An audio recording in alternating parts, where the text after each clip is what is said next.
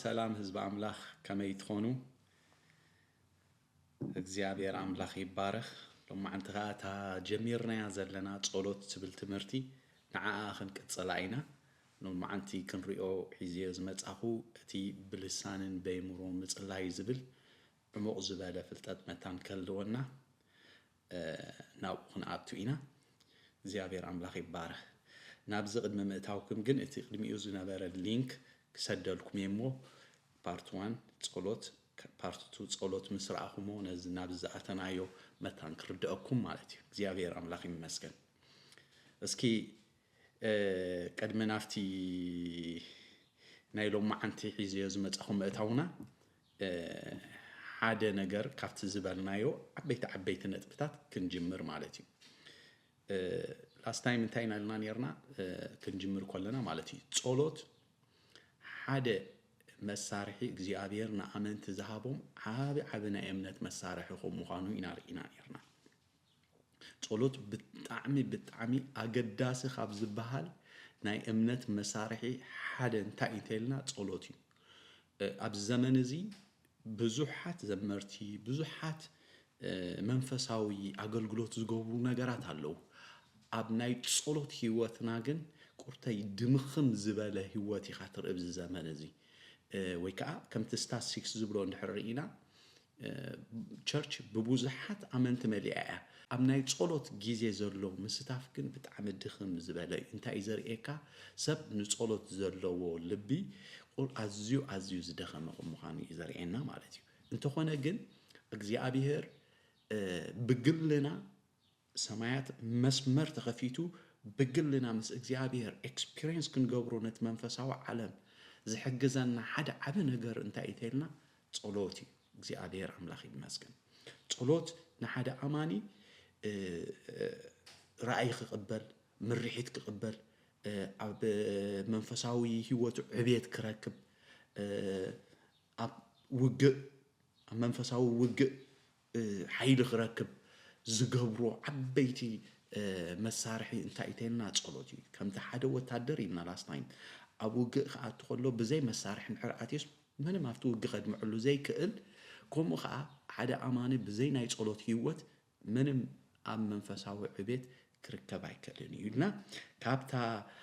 ቆሎሴ ምዕራፍ 4 ዘላ ካብ ቁጽሪ 12-13 ዘሎ ናይ ኤጳፍራስ ናይ ጸሎት ህይወቱ ክሳብ ክንደይ ዝጋደለሎም ከም ዝነበረ ክሳብ ክንደይ ጻዓት ከም ዝነበሮን ርኢና ማለት እዩ ኣብኡ በብሓደ ረእይዎ ይኹም ጸሎት ዋጋ ምኽፋል ከም ዘለዎ እምነት ሓትት ከም ምዃኑ ጽንዓት ሓትት ከም ምዃኑ ዓበይቲ ነገራት ኣብ ዝርኢና ነርና ማለት እዩ እግዚአብሔር አምላኽ ይባረክ ቀጽልና ዝረኣናይ ሓሳብ እንድሕር ፓርት 2 ርኢኹም ከዓ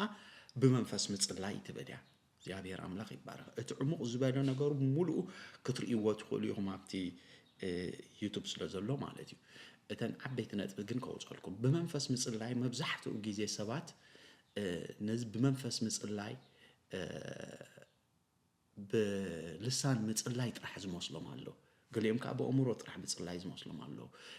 ብመንፈስ ቅዱስ ዝተመርሐ ምጽላይ ግን ካብዚኣቶም ሕልፍ ዝበለ ወላ እኳ የተቃለል እንተኾነ ካብዚኣቶም ግን ሕልፍ ብዝበለ ነገር እዩ ዘርእየና ኣብዚ ተዓቢ ነጥቢ እንታይ እዩ እንታይልና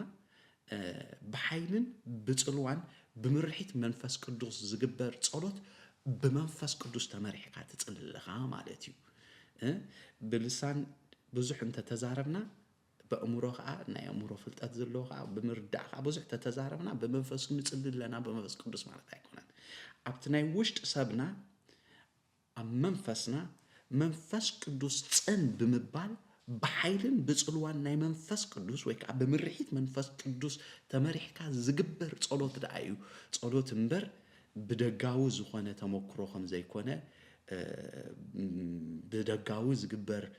ነገራት ከም ዘይኮነ ምስጋን ምስ ነፍስን ዝተላጋገበ ነገር ከም ዘይኮነ አዝዩ ይነግረና እግዚአብሔር አምላኽ ይባረክ ሽዑ እንታዩ ስለምታዩ በመንፈስ ምጽላይ ዘድሊና እንተይልና ግን عبيت سلسته نطبتات او اخا تزاربنا نيرنا تحاده مس قد املاح سلاز السماع كايدنا نيرنا تخال اي كان نوق سلاز حيله كايدنا نيرنا بسال سايكن ريو خلنا خا مس እግዚአብሔር ዘለካ ركب عزيز سلاز عمقو إدنا ودينا نيرنا بدحريو تنزلوا حسابات بمنفس كم يجرنا نسأل زبل رأي وياهم እግዚአብሔር املاح يبارك لما أنتي كن ريو حزيز ما تأخو حسب بلسانن بيمرون متصلاي يزبليو حجي تلسان زبل مردأتنا عمق كلمتان كاب كدما يقرنطس 14 زلو مول حسابنا غيزينا ناوينا خنحلف دحريو حليفنا خا in general مصحف قدس بحنت فيرس ايكيدني مصحف قدس حنت مرس مستي the whole chapter እቲ chapter مست بمول اتا معرف نايتا مصحف قدس جمرتلو مصحف معناتي بدحريو خا مسكالوت مصحفتي ان تلغاغبه معناتي مسكالوت ملእኽትታት እና ተለጋገበ ተታሒዝዩ መጽሐፍ ቅዱስ ስምርዝ በለ መረዳእታ ዝበካና አንተ ቨርሳው ጤኻ አይትኸይድን ኢኻ መታም ከየዳ ነግረካ ሆም ኢኮነን ቃል አምላኽ ምስ ኩሉ እቲ ትንቢት ምስ ኩሉ ጽሑፋት ዝተለጋገበ ስለዝኾነ ሓፈሻው መረዳእቱ እንተ ዘይፈሊጥካ ከስከጋግ ስለዝኽእል ሎማዓንቲ በሓፈሻው ነገር هذا عبنا تبغن رينا እግዚአብሔር አምላክ ይባረክ ቅድሚኡ ግን ከንጸሊ ድሕሪና ተዘغጽልካ ሓልፈ ጎይታ በወድኻ በኢየሱስ ክርስቶስ ስም የመስግነካ ኣለሁ በዛ ሰዓት እዚኣ ብፍልጠት ወድኻ መሊስና ክንዓቢ ኣብቲ ንገብሮ ዘበለ ሁሉ ከዓ ብፍልጠት ክንዓቢ በኢየሱስ ክርስቶስ በዛ ሰዓት እዚኣ ጸልለሁ እግዚአብሔር ንሕዋተይ ኣብቲ ዘለዎ እግዚአብሔር አምላኸይ እዚ መንፈስ እዚ ክሓልፎም هدأ زبالة منفسك زستمهر منفس حبهم تبهيلي إمو بيسوس كريستوس سمك زيابير زستمهر نعخان مفلات نعخان مردع ممريسو عمقوت كنعاتو بيسوس كريستوس سمك تسللوخو كابو حاليفو خاك زيابير عملاغي ناي صولوت مسوئينا كحدس عمق زبالة ناي صولوت يوات كلونا بهذا أقات عمزي نمنفس قدوس احلفات الله زريء وزبلو سمعوا وزبلو እግዚአብሔር አምላኸይ ናይ ጸሎት መሰውይኦም ክሕደስ በኢየሱስ ክርስቶስ احلفنا ንበካለና ክብሩ ሁሉ ንዓኻ ይኹን አሜን ለዚ ቀዳማይ ቆሮንጦስ 14 ቀድሚ ምርአይና እቲ ሐሳብ ዝጅምሮ ካብ ቀዳማይ ቆሮንጦስ ምዕራፍ 12 ጳውሎስ ነዚ ሐሳብ ዝጅምር ከሎ እንታይ ይዝብል በመንፈሳዊ ውህበትሲ بزاي مرد أعتقد كونس عيفتوني إلو يزجمر زيابير أملاخ يبارك حواتي بزعباتي منفسا ويوبتكنا بزاي فلت أتكد كونو عيفتوني إزبلهم زلو نما انتيلنا نسب كورنطوس فلازي نزا حساب زي أبقى خنر اندحر جميرنا تقلل بزبالة مرد أعتانت كورنطوس زبال نجر كردأنا له فلاين أبزب لساننا يمورون كلمة مقتعونا بتعمي أزوم سوات زيوم سلا منفساو بهبت زي بقول له ما يكون أب قدامي معرف إن حري إخمو بتعمي ذهبتهم بمنفساو بهبت كمان عزيوم ذهبتهم وسباتكم خانم أولس أقدموا الزهرة انتهي بلو أنا كم تمسكر كرسوس أباخاتكم زيت أنا سلاتي بكريستوس يسوس التوهبكم تسقى أملاخ بقولو أدن بقولو فلتأتن بقولو بقول سلازهبتمكم كل ساعة بزعبكم نأملاخ أمسجنا إيرون بوهبة سحبتمو بتغرسيان يمنيرون زهافير أملاخ يبارك بوهبة سلازهبتم كا منفسوي إخا مالت أيقونة زهافير أملاخ يبارك نعمي أنتم سجاوي هنزبولهم بوهبة هفتاميم قلت كمتي بوهبة سلازهبتمو سي منفسوين أيقورون لازم عمق زبالة فلتات كلكم على لوي يزبلهم زلوا في اللاين معرف 14 أمود أتخري أقوله أتتوهيبكم زلوسي نعجرجر يكونن نمنتهي دعاء نمهنا هاتي توهيبكم زلوا أملاخ ناي سلام أملاخ دايمبر نعجرجر أملاخ يكون سلزي كم يجركم كنت قاملوا سي فلتات كلكم على لوي يزبلهم زلوا زي عبيري مسكن لا كل توهبات كابي كم زجمر كعت تطبيقه كم منفس قدوس نمن كعيلو نتقمتا محبر النابله بتعمي يزاربو مالتي እግዚአብሔር አምላክ ይባላል ለዚህ ምዕራፍ 10 ተخلተ በخمس ጀሚሩ ወላ ኣብ ታሕት እንድሕር ኢኽሞ ካብ ቁጽሪ 10 እንድሕር ኢኽሞ ንሓደ ከዓ ግብሪ ሓይሊ ንምግባር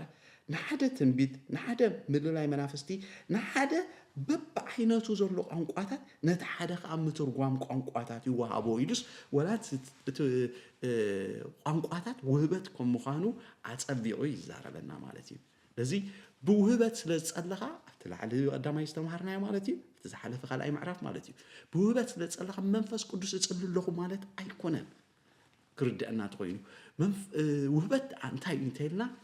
መንፈስ ቅዱስ ቋንቋ እንታይ እንተይልና መንፈስ ቅዱስ ኣብ መዓልቲ ጰራቅሊጦስ ንመጀመርታ ግዜ ዝወረደ ናይ መንፈስ ቅዱስ ውህበት ከም ምዃኑ ኢና ንርኢ እግዚኣብሔር ኣምላኽ ይባረክ ስለዚ እንድሕር ክውዳኣ ከሎ ንምዕራፍ 12 ከምዚ ኢሉ እዩ ዝውዳእ ነተን ዝዓበያ ውህበታት ዳኣፃዓቱ ይብል ድሕሪኡ ኸ ሕጂ ከዓ ዝበለፀ መንገዲ ክሕብረኩም እየ ኢሉ እቲ ዝበለፀ መንገዲ ብመንገዲ ፍቕሪ ከም ዝግበር ኣጸቢቑ ይነግረና ወላ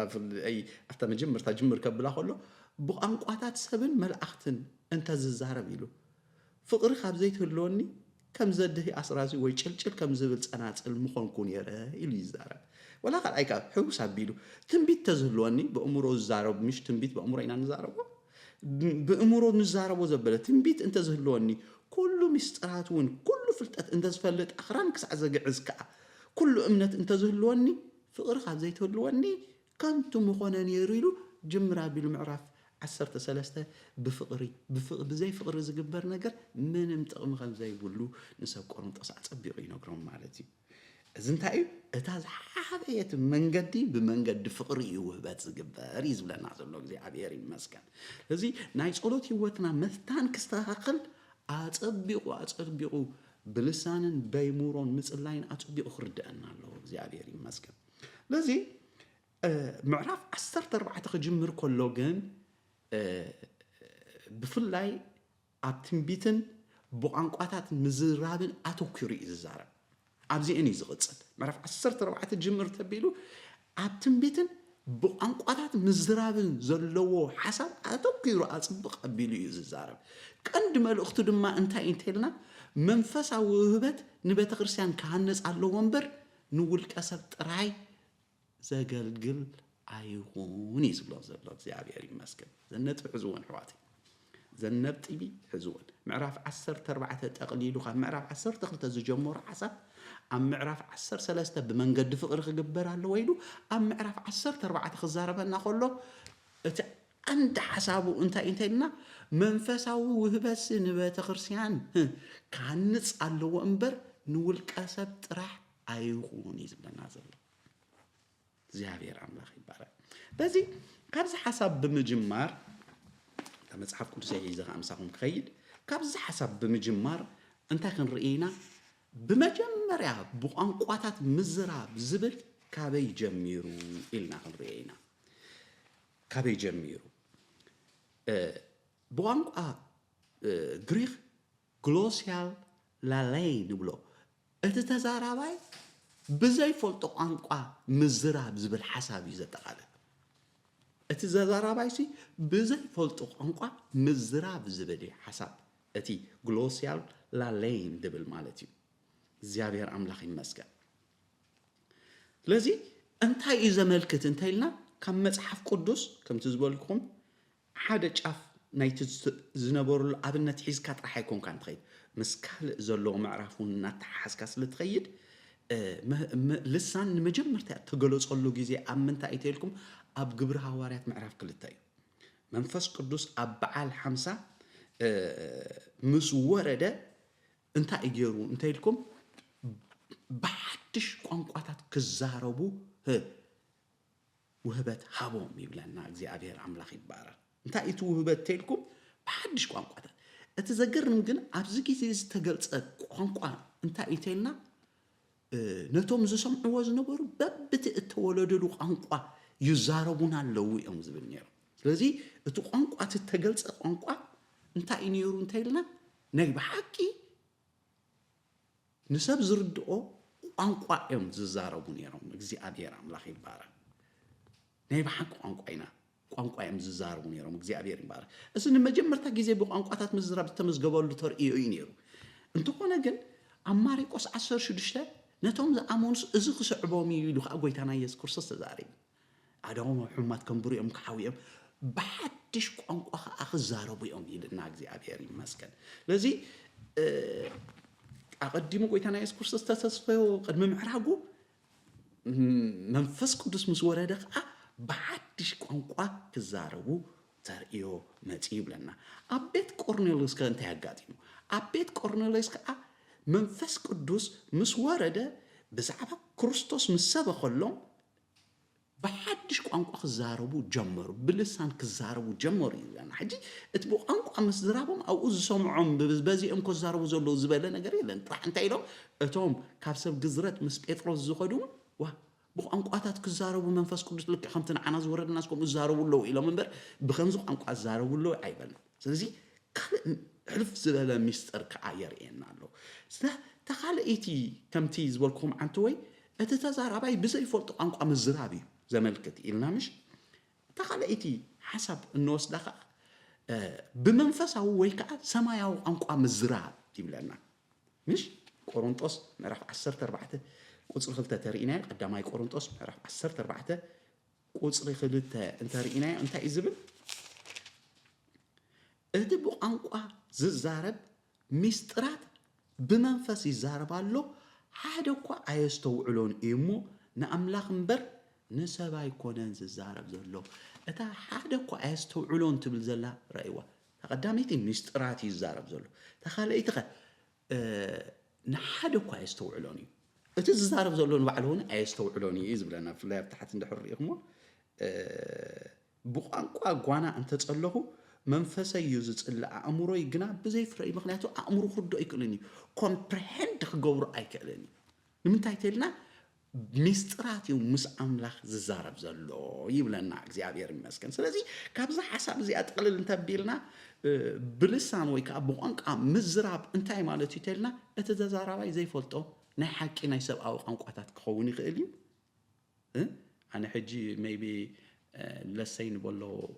اسبانيش ولا አይፈልጥን ወላ አይፈልጥን አይከልን ወላ መንፈስ ቅዱስ መጽግን ወህበት ቋንቋ ተይብኒ ከም ፍሉንት ከም ስፓኒሽ ይዛረቡ ማለት በቃ አይፈልጦኔ ግን እግዚአብሔር በቋንቋት ውርድ ይሉ ፍሉንት በቋንቋቲ ይዛረበና ኣብ ዓለም ብዙሕ ቋንቋታት ይዘሎምሽ ኣብ ቋንቋ ኃይል ሎ እግዚአብሔር ይመስገን ስለዚህ ኣብ መንፈሳዊ ቋንቋ ኃይል ሎ ማለት እግዚአብሔር ይመስገን ንሽ ኣብዛ ዓድስ ብዙሕ ሰባት قاليومكم اسكور اللي يسمعكم كوانتا يقولوا واي بتعم حيالات سبات نو صبوق نجار كجبرو زغلو عاد نجار كجبرو زغلو كن انت يقولوا قانقوا عندي تيلاتنا قانقوا زي بلني كوينو كايم يقولوا مخنياتو قانقوا تتزلوم يرس بوزح كجبرو هم زغلو يزاربو مالتهم حقي قانقوا زلو بوزح كجبر ስለዝኽእል ኃይል ለው ማለት እዩ እግዚአብሔር ይመስገን ስለዚህ እግዚአብሔር ሓደ ካብቲ ዝሃበና بمنفس قدس أبانا زفسوسو نايلسان وبت مالت انتي مالت يقومولو اتتزارباي زي فلطسني حق سب أو قنقاون كون خيلي حيلي يبنالو مالتي نسبات كنبتصح نزي نفلطن بزح قنقاتات يزلو بز عالم مش سبيኦም كنصلسي እግዚአብሔር حيلي يبنالو مالتي تخال ايتخا كم تاب قرنطس زرعنا بمنفساو ويكا سماياو قنقا مزراب مالتي مش قنقا سبن قنقا ملأختن يلو سماياو قنقا كتزارب تخليها مستيري خامس أملاخ تزارب زلخا مخنياتو اسخا كنصلخو لنا سلا غزا رسنا طرح يكوننا كنصل زلنا እግዚአብሔር زدلنا بان حليفو نخالوت كبارخ سلازدلي ات مستر تسماياو قنقا حليفو نخالوت يمالد مالتي እግዚአብሔር አምላክ ይባረክ እዚ ድማ انت زي تترجموسي ዝኾነ ሰብ ክርድኦ ዘይክእል ቋንቋ እዩ ማለት እዩ ቋንቋ ዝዛረብሲ ሚስጥራትዩ በመንፈስ ዝዛረብ ማለት ስለዚህ በዚህ ዕሙቅ ዝበለ መብርህ እንኳን ተርኢና እግዚአብሔር አምላክ ይባረክ ርእስትና ጸሎት እዩ ኣብቲ ጸሎት ግን ነዚ መረዳእታ መታን ክልወና እዩ በቋንቋ ምጽላይን በእምሮ ምጽላይን ኣዝዩ ክርዳእና ስለዘለዎ ነዛ ምዕራፍ 14 ዘላ እና ሕጽር ብዝበለ ጥቅስ ኣቢልና ድሕሪኡ ኣብ ዓብ ነጥቢ ክንከይድና እግዚአብሔር ይመስገን ልሳን ምስትንቢት كناتصاصرو خلو ካብ ቁጽሪ 1 እስከ 5 ይዛረብ እንታይ ይብል ካብ ቁጽሪ 1 እስከ 5 ዘሎሲ እንታይ ይብል ፍላይ ካብ ክልተ ክጅምረልኩም እቲ ብቋንቋ ዝዛረብ ሚስጥራት በመንፈስ ይዛረባሉ ሓደ እኳ ኣየስተውዕሎን እሞ ንኣምላኽ እምበር ንሰብ ኣይኮነን ዝዛረብ ዘሎ እቲ ትንቢት ዝንበግና ንሰብ ዝሃንፅን ዝምዕድን ዘጸናንዕን እዩ ዝዛረብ ቋንቋታት ዝዛረብ ንርእሱ ይሃንጽ ትንቢት ዝንበግና ንማሕበር እዩ ዝሃንጽ ስለዚ ኩላትኩም ብቋንቋታት ክትዛረቡ ምናዳ ግና ክትንበዩ ይፈትለኹ እታ ማሕበር ምእንቲ ክትህነጽ ዝትርጉሞ እንተ ዘይኮይኑስ ካብቲ ብቋንቋታት ዝዛረብ እቲ ትንቢት ዝንበ ይዓቢ እግዚአብሔር አምላኽ ይባረክ ለዚ እታ ይዓቢ ትብል ዘላ ነጥብ መታን ኣጸቢቕና ተወኪርና ክትርዳአና ውህበት ካብ ሓደ ውህበት ዝዓቢ ዝንእስ ኣይኮነን ውህበት ኩሉ ውህበት እዩ ኩሉ ከዓ ዓብ መሳርሒን ዓብ ጥቕሚ ከም ዘለዎን እዩ ዝነግረና እንታይ ዳ ይዓቢ ዝብሎ ዘሎ ኣብቲ ምትርጓሙን ኣብቲ ንኻልኦት ምህናፅንሲ ዝበለፀ ደኣ ይኸውን ካብ ገዛእ ርእስኹም ጥራሕ ተሃንፁሲ ትዝዓበየሲ ንኣካል ክርስቶስ ናብ ምህናፅ ኣተኩሩ ዝብል ነገር እዩ ዝነግረና ዘሎ ስለዚ ብትንቢት ምዝራፍ ስታይ ዝነግረና ዘሎ ተይልኩም ንብዙሓት ንምህናፅሲ ኣቐዲምኩም ንዕኡ ደኣ ጸዓቱ ዝብለና ዘሎ እግዚአብሔር ይባረኽ እንታይ ይዛረብ ዘሎ ልሳን ናብ ኣምላኽ እምበር ንሰብ ከም ዘይዛረብ ኣብዚ ነጥብ እዚ ይናገረና ኣሎ እግዚአብሔር ይመስገን ትንቢት ግን ንሰባት እንታይ ዝገብር ዝሃንፅን ዝምዕድን ዘጸናንዕን እዩ ዝዛረብ ልሳን እንታይ ይገብር ንውልቀ ሰብ ይሃንጾ ኢልዎ ትንቢት ግና ንቤተ ክርስቲያን እዩ ዝሃንጾ ትንቢት ካብ ልሳን ይዓቢ ይብለና ኣሎ ኣብ ማሕበር ካብ ዘይትርጎም ልሳን ከዓ ትንቢት ይበልጽ ጳውሎስ ንኣመንቲ ብመንፈሳዊ ውህበት ብፍላይ ድማ ትንቢት ክምንዩ የተባብዑ ምክንያቱ ንቤተ ክርስቲያን ስለ ዝሃንጽ ብቋንቋ ኸ እንድሕር ተተርጊሙ ልክዕ ከምዚ ሕጂ ንብሎ ዘለና ብትንቢት ዘምጽኦ ተጽዕኖ ልክዕ ከምኡ ከዓ ዝተተርጎሙ ቋንቋ ከዓ ዓቢ ተጽዕኖ ኣብ ቤተ ክርስቲያን ንምህናጽ ንምጽንናዕ ንምምዓድ ይጠቅም እግዚአብሔር አምላኽ ይመስገን ማለት እዩ በዚ እንታይ እዩ ክብለና ደልዩ ዘሎ ካብቲ ገዛእ ርእስኹም ምህናጽ ጥራሕ ውፅኢልኩም ሲ ኣብ ሕብረት ክትገብሩ ከለኹም ሰብ ቆሮንጦስኩም እዩ ዝብሎም ዘሎ ውህበት ዘይብልኩም ኣይኮነን ብቋንቋ ተምዝራብኩም ኣይኮነን እንታይ ደኣ እቲ ዝበለፀሲ ንታ ማሕበር ንምህናጽ ግበርዎ ትጥቀሙሉ ዘለኹም ኩሉ ሲ ነታ ማሕበር ንምህናጽ ግበርዎ ይብለና ኣገዳስነት ትርጉም ኣብዚ ጽቡቕ ገይሩ ካብ 6-13 ኣጸቢቑ እዩ ዝነግረና ልሳን ክትርጎም ከም ዘለዎ ማሕበር ብጣዕሚ እዩ ዝነግረና ልሳን ኣብ ቅድሚ ህዝቢ እንተ ተዘሪቡ ምትርጓም ምእንቲ ክከኣሎ ጸሎት የድሊ ከም ምዃኑ ከመን ይነግረና እቲ ዝዛረቦ ዘሎ ወላ ከመን ኣብ ግልና ብልሳን ክንጽሊ ከለና ንመንፈስ ቅዱስ ጽኒልና ብዛዕባ እንታይ ኢኻ ተጸልየኒ ዘለኻ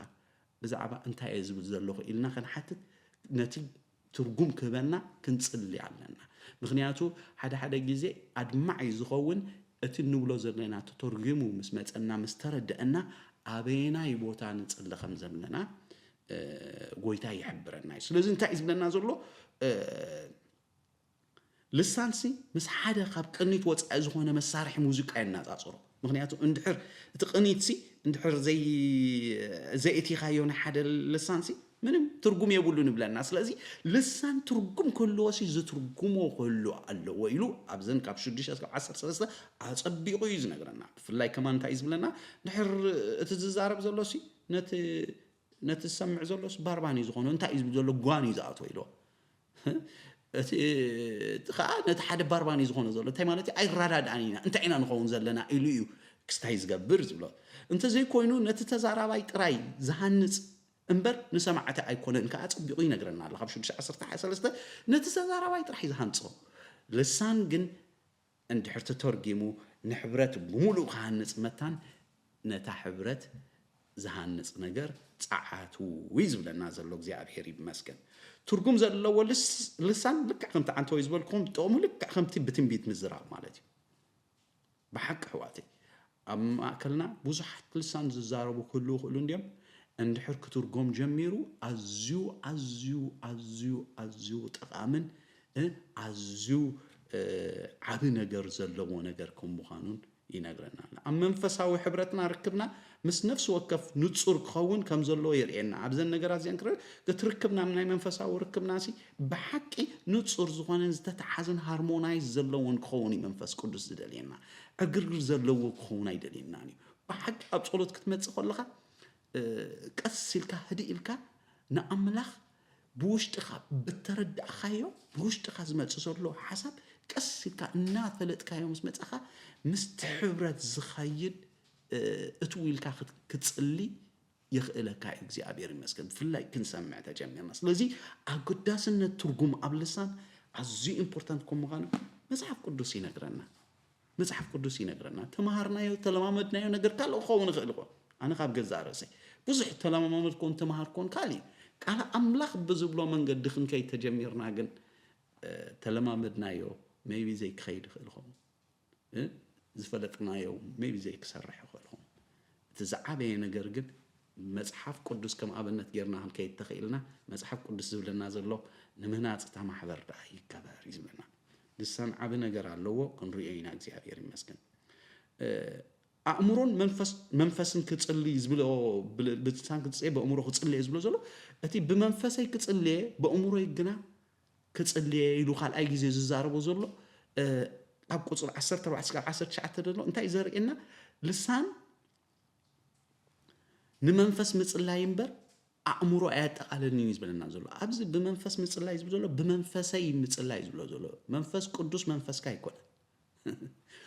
እዚህ ሰባት ነዚህ አየም ከም ጌጋ ዝወስድዋ እንታይ መስሎ መሲልካ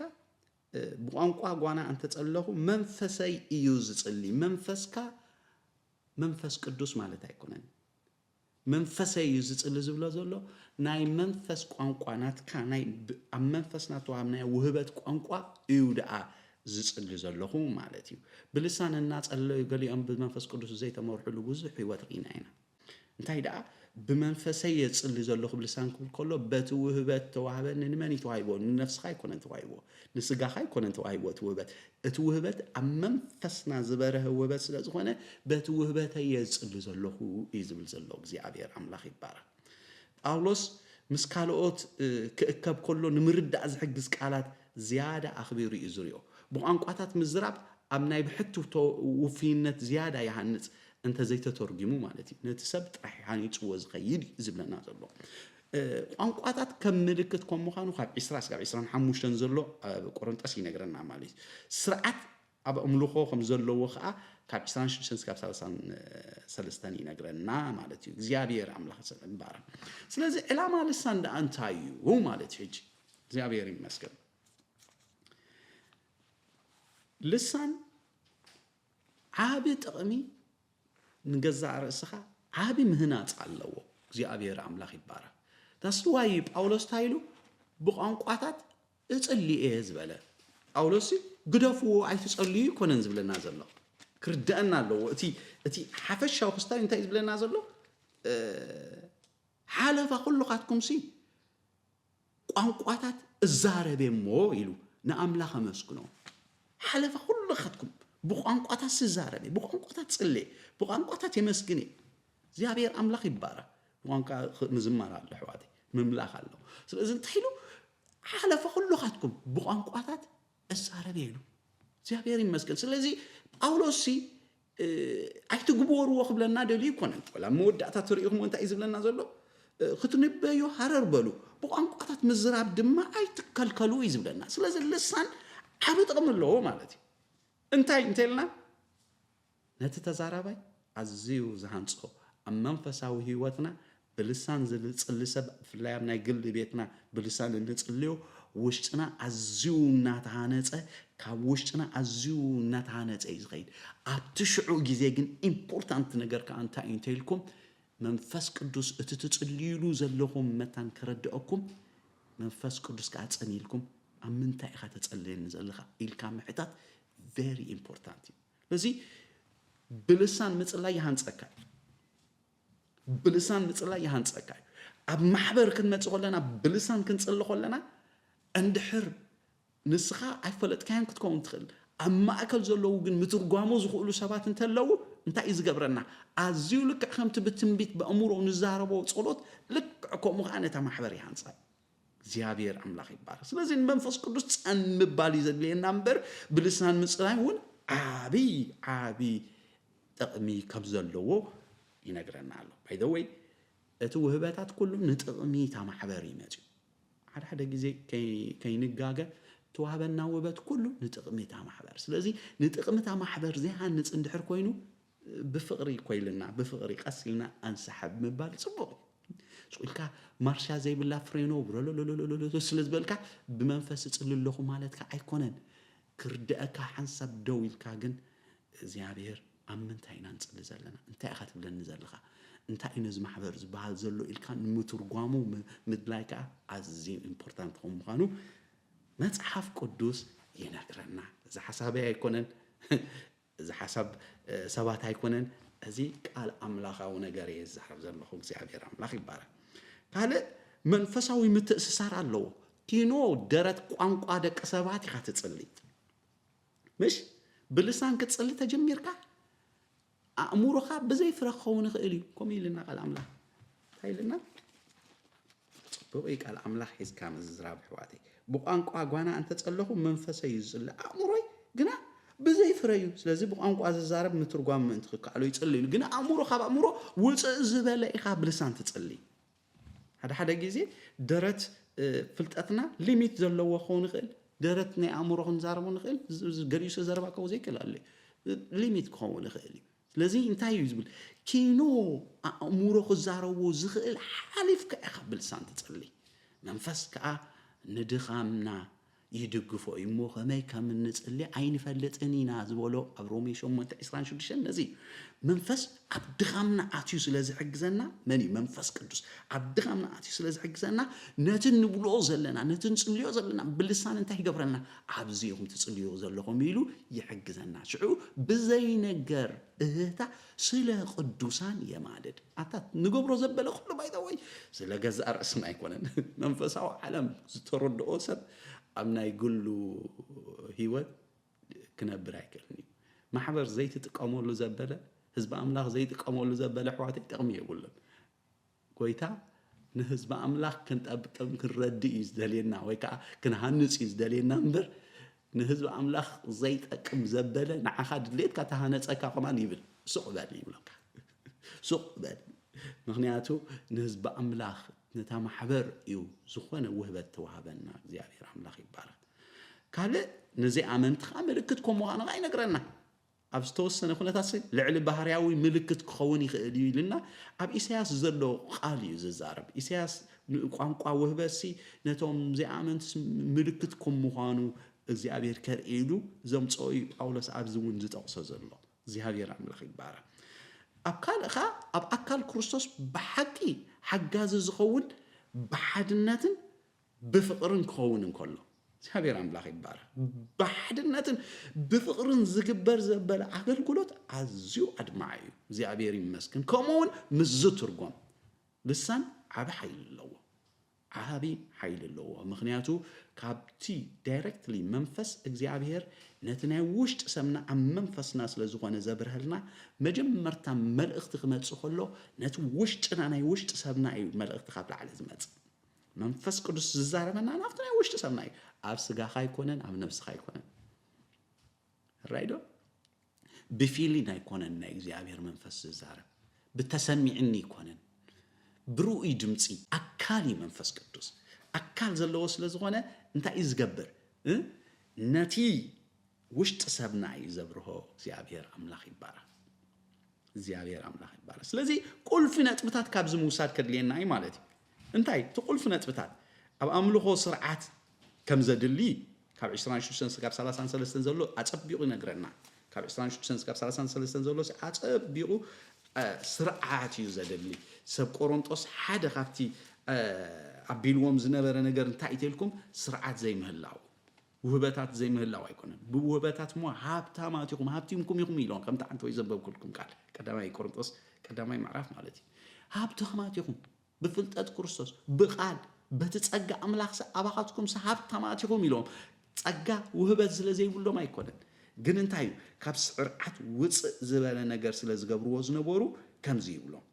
دقيم كلها محبر حبيرة أنت تأكبت كلاتهم كأبو قانقاتات أنت تزاربوا كم زي مهورات ويس زي أمنو سب أبو أنت أتوو تسألينكم دو أيبلوكم اليوم جناخ كلاتهم أنت تنبيو أمه حدا زي أمن ويس زي مهور أنت أتوه كلاتهم يجنحوه كلاتهم يفردوه أتقبلوا تحر أدم ما يقلت أمه كم أون أملاخ أما أكلهم كم زلوا إنا نجرة بجسو تدافئو نأملاخ كسجد إيو حواتين تايد أيو كتكب خلهم نفس وقفكم مزمور علوه مهور علوه رأي علوه أنق علوه ترجم علوه كل جن تاي جبر نمهنات يجبر وهبات نمهنات يخجبر زلوه إذا بلنا زلوه بقى أنق الزارب انتولو كلته ويكع أنت بزحو سلسته يخونمو ببترا يزاربو حادقا يترجمو ترجمي أنت زي البوغنا تبقى أنق الزارب أبتا محبر سقيبل نرؤسون أملاخن جنا يزارب دا نرؤسون أملاخن يزارب زلو هفت مودع عنتو ينجيروكمي بقى أنق مزراب يتعقد يكونن زبلنا زلو راح نجزع رأسه بقانق يسألي بلسان نجزع رأسه يزارب ندحر ترجمه زي الله خينوس سق يبال متحف قدوس سق يبال يزبل الناس لا متحف قدوس كن كي تجميرنا حواتي بنتكوستال دبهاد امنت ازيو انفليتد يزون زلو ازيو انفليتد مخنياتو فلطات ود املاح يلن فلطات متحف قدوس يلن ازيو وصزبله بستردو منامنيو زبلو يحيز زخيد ازيو خفلط ازوص ነገር ስለዝخيد ازيو እና ወደቀ ዝخيد ዘሎ እምነት እዚ እንታይ ግን ብለና መጽሐፍ ቅዱስ ከም መጽሐፍ ቅዱስ መሰረት ገርና hanከይድ ኮለና ግን እንድሕር ዝትርጉሞ ዘይለ ስርዓት ያለው ሱቅ ይባል ይልና ስለዚህ እንታይ ኣብ ቤተ ክርስቲያን ዝግበር ኩሉ ስርዓት ዘለዎን ዝሃንጽን ኸውን ይግባ ይዝብል ዘሎ ውሕዳት ጥራይ እዮም ቋንቋታት ክዛረቡ ወይ ክንበዩ ዘለዎም ከአብለና በተራ ድማ ይግበርዎ ይዝብለና ምስ ዝትርጎም ከ بزي مترجم تلقى سق يبالو يزبلنا زلو بزي أتصبقنا نترينا بلسان مثلاي دوابولي يكون زبلنا زلو بلسان مثلاي ترجو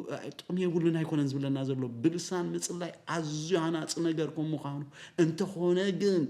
أنت حر ترجم زي يقولوا خوينو نجزع رأسه راح تسابيس اللمبر نتمحبر سي ديستر وعيبور رئيس بلوم زلو سمع سرعات هاللونا إجزاء بيت أملاخ سرعات هاللونا نت محبرسي عيرب الشو يزبزله by the way قال يوم وهبت لسان زي توهاو اللو عايزقولين مالتي بزحات أمنتكو مس آموني يكونون لسان زوهابو قال يوم كو دحرخن دايو لسان وهبت زوهابو منا زمتصو منا اتلسان وهبت دحرخن داي سلازمصوم تقدمو زنا عمتات بزي لسان زنبروس ايصلون يمنيرم منفس ايصلين يمنيرم ويك ايصلين يمنيرم مالتي كوم مالت ايكون تايدا وهبت نقاليو قسنا بلي زردو እና እግዚአብሔር አምላክ ይባረክ እታ ኻለይት ነጥብ ካብዚን ከአውጻቢና እንደሕሪና ካብ 36 እስከ 40 ዘሎ ማለት እዩ ናይ መወዳታ ምትብባዕ ክነግረና ሆሎ ማለት እዩ እንታይ ይዝብለና ወይስ ቃል አምላክ ዶ ካባኻትኩም እዩ ዝወፀ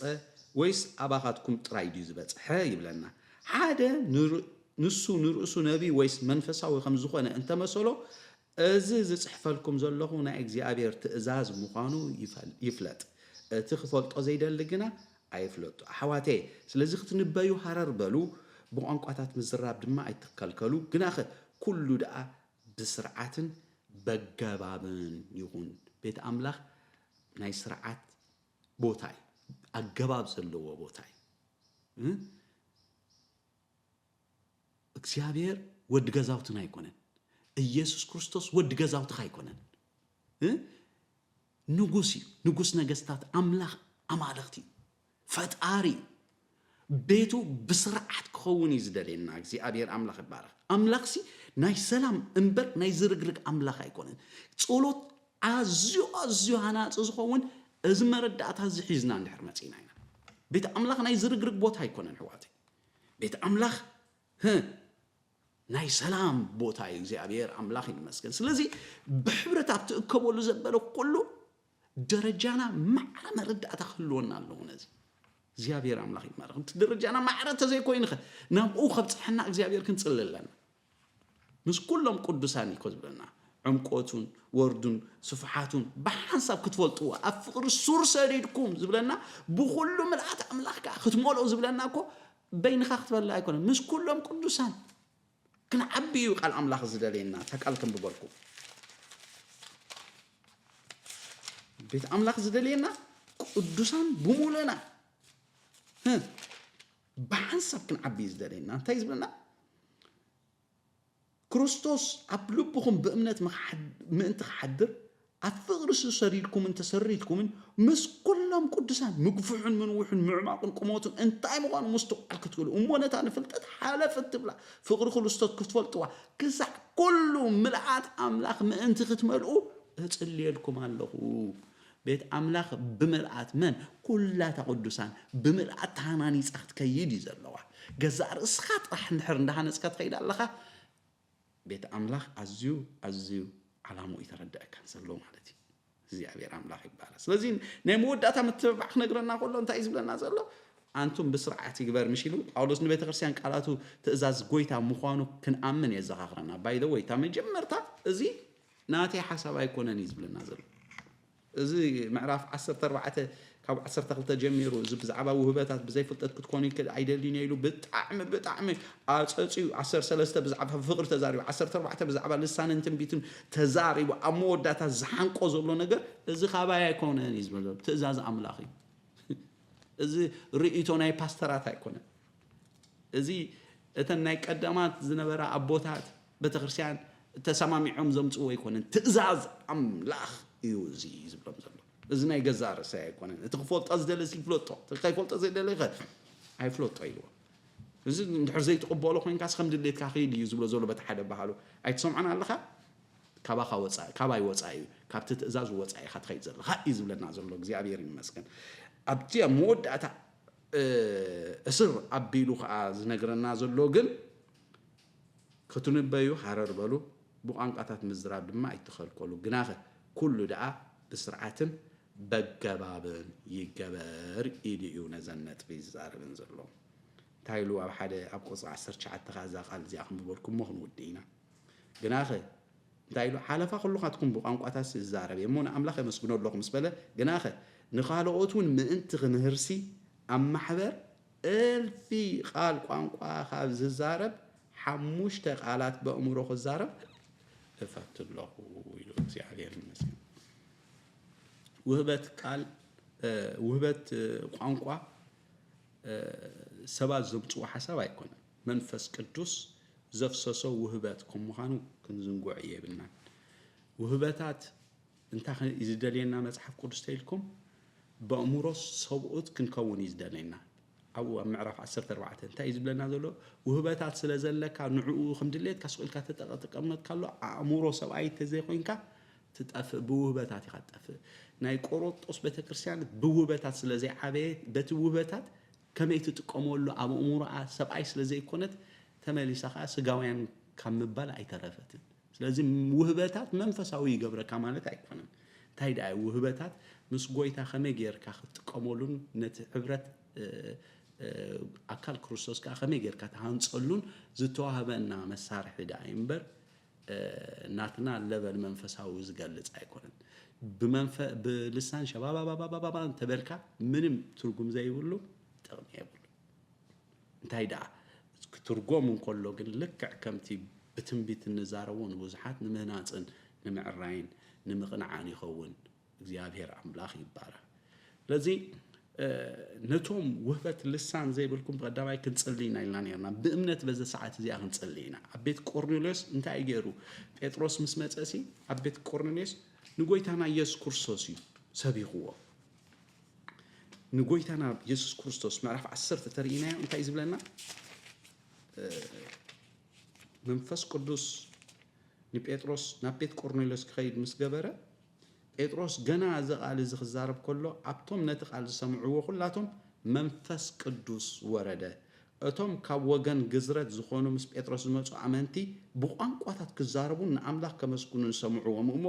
ኣብ ኣሕዛብ ድማ ህያብ መንፈስ ቅዱስ ስለዝፈሰሰ ተገረሙ ኢሎም ምክንያቱ ንኣህዛብ ዝወርድ ኣይመስሎምን ነይሩ ኣይሁዳውያን እቶም ሰብ ግዝረት መንፈስ ቅዱስ ሓሊፉ ናብ ኣህዛብ ክዝርጋሕ ምስ ጀመረ ብጣዕሚ ብዘገርም ውህበቱ ከዓ ኣባቶም ክግለጥ ጀሚሩ ቆርኔሌዎስ እንታይ ገይሩ ኢሉ ንኩሎም ፈተውቱን ኣዝማዱን ቀሪብዎም ይጸኒሑ ጴጥሮስ ከዓ ብዛዕባ ትንሣኤን ሞትን ኩሉ ከዓ ብክርስቶስ ዝኾነልና ነገር ምስ ተዛረሙ ነታ ቤት እቲኣ ከዓ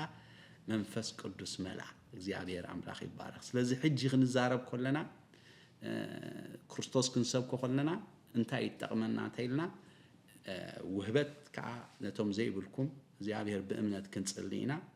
አባኹም እዚ ውህበት እዚ ቋንቋ ኩወርድ በእምነት ክንጽልይና እግዚአብሔር አምላክ ይመስገን ምክንያቱ እንታይልና እንታይልና ያና ቋንቋ ዘለዎ ኣብዚ ምድራው ካብዚ ጎዛው ዓለም እንኳ ቋንቋ ዝፈልጥ ሰብ ኃይል ኣለዎ ካብቲ ቋንቋ ዘይፈልጥ ብዙሕ ነገር ክገብር ዝኽእል ቋንቋ ዝፈልጥ ሰብ እና ኣብ መንፈሳዊ ዓለም ከነት መንፈሳዊ ቋንቋ ዝፈለጠ ከዓ ኃይል ኣለዎ ገዛእ ርእሱ ብጣዕሚ ዝሃንጽ ንማሕበር እውን ይሃንጽ እዩ ክትርጎም እንከሎ ማለት እዩ እግዚአብሔር ይመስገን በጎይታ በኢየሱስ ክርስቶስ በዛ ሰዓት እዚያ ወመንፈስ ቅዱስ ኣብቲ ዘለዎ ጽልለኹ በኢየሱስ ክርስቶስ ስምና ስልጣን ነዚ ውህበት እዚ ሃረር ዝብልዎ እግዚአብሔር አምላኸይ ነዚ ውህበት እዚ ሃረር ዝብልዎ እሞ ከመይ ዝኸውን ዝበሉ ሕጂ እግዚአብሔር አምላኸይ ንዘለዎ ስፍራ ክትመልኦ በኢየሱስ ክርስቶስ በዛ ሰዓት እዚያ በዚ ውህበት እዚ ክወሃቡ ጽልለኹ ራዶ ሳማሃጋ ጃናማ ዩዶዎ ሴፕሬጋ አዲና ማሱዳ በኢየሱስ ክርስቶስ በዚ ውህበት እዚ ሓሊፍካ ምላእ መንፈስ ቅዱስ ኣብዘዝለው እግዚአብሔር ንገዛእ ርእሶም ዝሃንጽሉ ነቲ ሕብረት ዝሃንጹላ እግዚአብሔር ውህበትካ ፍለው ይግበር in the name of Jesus ጸለና አመንኩ ተዛረብኩ እዩ ኣብቲ ዘዘለኹሞ በእምነት ህያባት መንፈስ ቅዱስ ይዘርጋሕ ብላለሁ አሜን እግዚአብሔር አምላክ ይመስገን ስለዚህ እዚ ጠቅሊልና ንሪኦ ዘለና በታ በመንፈስ ምጽላይ ትብል ሐሳብ መታን ከነጸጽያ ስለዝደለና ኢና ነዚ ነገር ሂብና ማለት እዩ ስለዚህ ኣብቲ ጸሎትና በእምሮ ክንጽልይ ኮለና በልሳን ክንጽልይ ኮለና መታን ተረዲና ክንገብሮ ነዚ ነገር እዚ ካብቲ ሒዝናዮ ዘለና ርእስቲ ናብዚኣ ነገር ዝመጸና ኣብዚ መጽእ ዘሎ ከመይልና ክንጽልይ ይግበአና ዝብል ኣጠቢቕና ክነኣቱ ኢና እግዚአብሔር አምላክ ይባርክኩም ነዚ ነገር እዚ ነቶም ብዙሓት ክበጽሕ ሼር ግበርዎ ክብሪ ዕብየት ስግደት ንዑ ይኹን አሜን